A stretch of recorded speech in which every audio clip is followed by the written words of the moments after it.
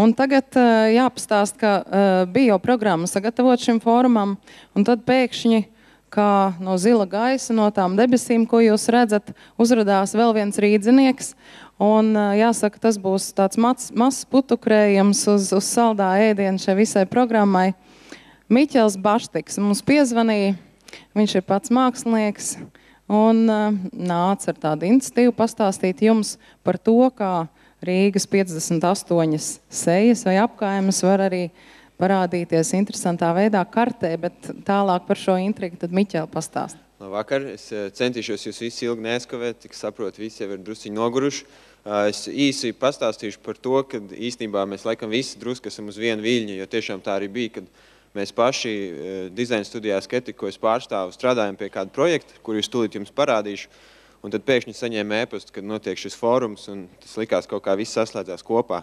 Pirms kaut kādiem 2 gadiem mēs ar kolēģiem izveidojām tādu stēkraklu sēriju, balstoties uz burtiem, kas redzam, kad iebrauc Rīgā, kas izskatās tas simbols aptuveni šādi. Bet mēs ikdienā, tas notika tādēļ, ka mēs ikdienā vispār strādājam ar burtiem, ar fontiem, ar tekstu.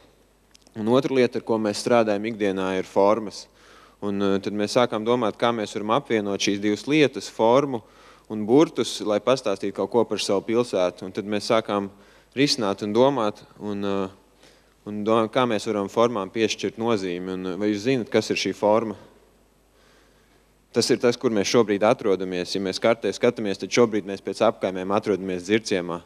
Un mēs sākām katrai apkaimei iekļaut iekšā burtus un apvienot to apkaimes formu ar burtiem. Un tad lēnām vienu pēc vienu likt klāt.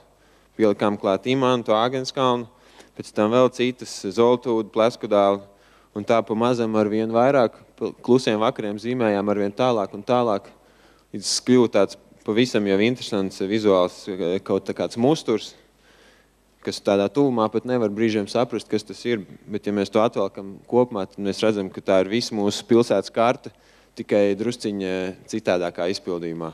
Un caur to es gribēju tikai pievienoties šim visam formam par apkaimēm, kad apkaimes tas nav tikai kaut kāda sociāla un kulturāla aspekta, tas īstenībā mēs katrs varam ar savu mazo pienesumu arī to apkaimi kaut kādā veidā padarīt košāku, krāšņāku un interesantāku. Paldies par uzmanību!